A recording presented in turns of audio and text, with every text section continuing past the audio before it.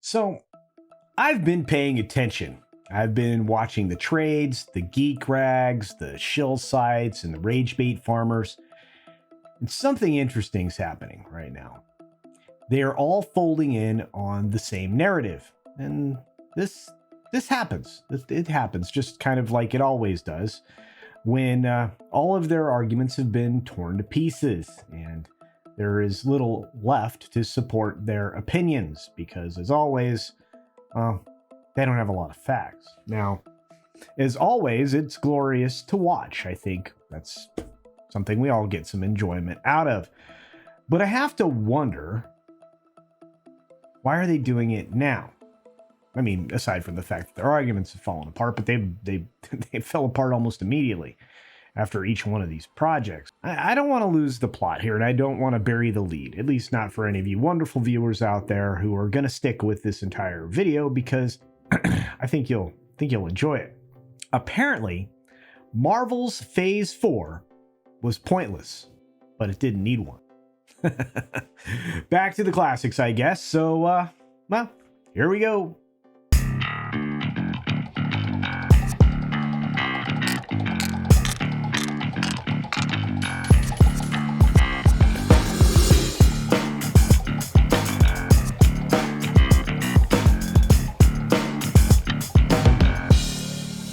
Now, ever since that pencil eraser, Grace Randolph, came out admitting that everything we've been saying about the MCU was correct, I've been waiting to see the in-kind articles kind of crop up from the dusty corners of the barely inhabited trash sites and channels that we have strewn about.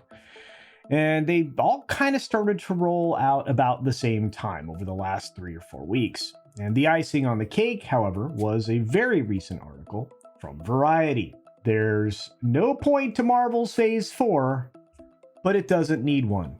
How's that for a headline? And a dandy at that.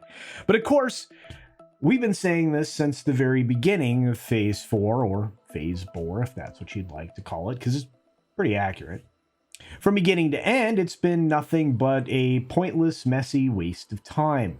It wasted 2 years in full, 18 total production titles, and countless storylines and top-tier characters. So it's wasted quite a bit. And what's worse is it was all done to advance considerably into the failed timeline that decimated the comic book industry. I mean, literally. There's very little left. Now, what I also find fascinating is the Variety article here actually took talking points from many creators to hash out their version of, well, their breakdown, I should say, of Phase 4. The article essentially is complaining that Marvel was asking too much from consumers in a too short period of time, naming the rushing onslaught of titles like WandaVision, Falcon Cap, Loki, Black Widow, What If, Shang-Chi, The Eternals, Hawkeye, and of course, the only success of all of that mess, Spider-Man No Way Home. And of course, they also go on to point out rather quickly, that was just in the span of 1 year. 1 year for all of that mess. Worse yet, they arrived at the fundamental complaint many of us have had with Agenda Marvel. Nothing matters. Nothing substantial happens. There's no consequences. In fact, there's a clear absence of consequences. In particular for Wanda, but I'll set that aside. The characters themselves, they aren't relatable, instead becoming the lecturing caricatures of the writers who pen them. And of course, those miserable wretches are all but overjoyed to spill over their bile and resentment for anyone that considers themselves a fan of the original unperverted characters. Wow, that's a lot of opinion from me. Oof. Then, of course, Variety enters or re-enters their shill roots, saying essentially everything was fine because there was actually a message here from Marvel that you don't have to watch all of their new stuff.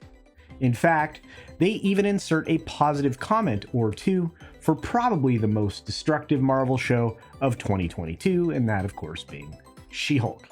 At least when we get around to this AV Club article, and the Polygon one that I have here as well, They brought up some thoughtful critique and some pretty good analysis about what Phase 4, Phase Bore, got wrong. AV Club highlights many of the disconnects between the previous saga and the one that's fresh begun. Not that the article is not without considerable faults, but at least they're identifying the fact that we didn't get decent establishment in Phase 1, or I guess technically Phase 4 here, just kind of the way these things parallel. And the conversation in these two articles here that I've got are probably the best conversations that you're likely to read when it comes to evaluating the missteps outside of a casual daily conversation that you'll likely hear from, a couple people in the fellowship on, a daily video or something. And there is, of course, according to them and many of us, too many, too much, and too disjointed is the way to sum it all up, at least between these two articles. At least that's kind of what they're saying. And in a section about the divide between the big and the small screen, AV Club continues a conversation about the lack of overlap and team up. There's nothing lined up between any of these films in between each other or with their partnered television shows on Disney Plus. None of them seem to connect to each other. And to be fair, and I think we should be, delays in the theatrical releases did shift some of the planned interconnectedness for the films and the shows. The real loss was, once again, there was nothing broader to any of them. There was no common timeline. They were all told in different places and different time spaces. They might not even been in the same multiverse or universe or whatever timeline. Polygon goes on about it a different way, but they divided their excuse fest into the things that were needed or the things that we got. And of course, they believe that we needed the change. They even say that the film's different tones actually speak to the latitude that was given to the filmmakers that were assigned to each film. And I guess that's one way to explain away why Eternals was so drab, hollow, and boring. I guess that places the blame firmly on Chloe Zhao, and well, I guess that makes a lot of sense if you've seen her other film.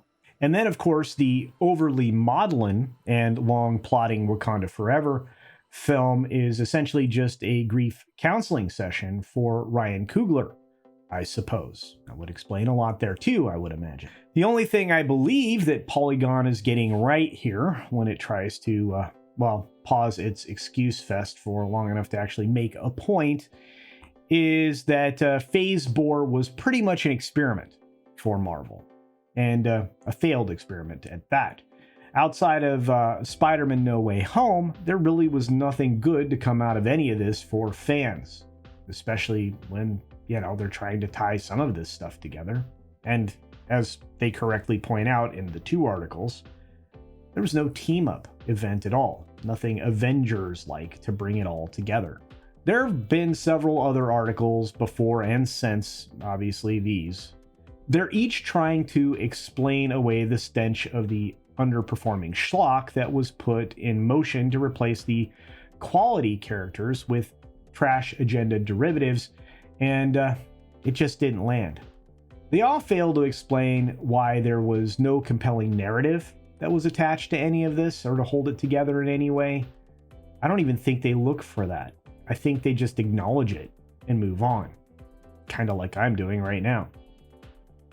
This was all bad, and I guess we'll have to see what comes next.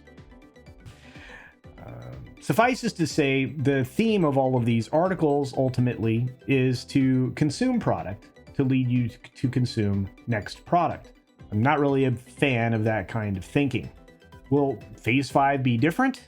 With the men suck narrative that's going to be a big part of Quantumania, I don't know. I don't have high hopes. Guess we'll find out.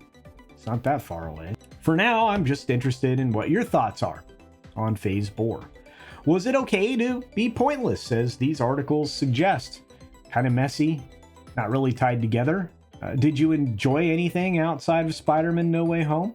And is there a big future ahead in Phase 5 based on what you've seen so far? Well, please let me know in the comments section down below what you think. Hopefully get and answers to some of those questions.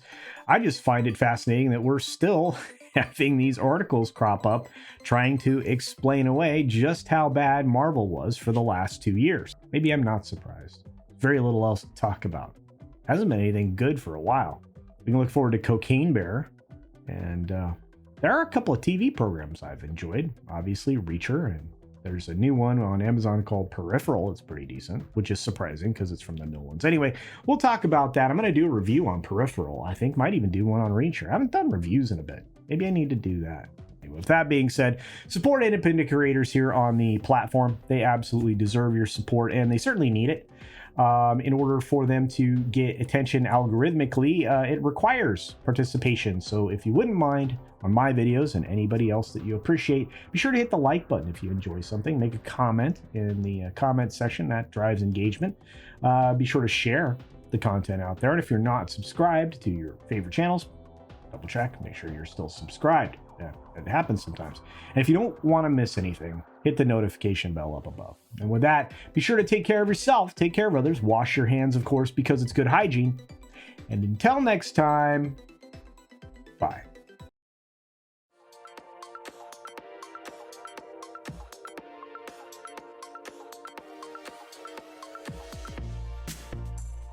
And don't forget to check out my Rumble at rumble.com/CultureCasino.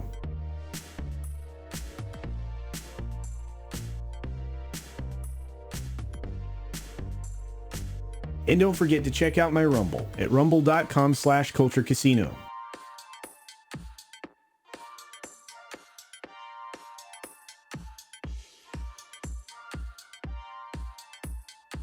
Thanks for visiting today. Be sure you're subscribed and hit that for alerts. Yay! Of course, like and share all of the videos that you can, as it helps with the algorithm.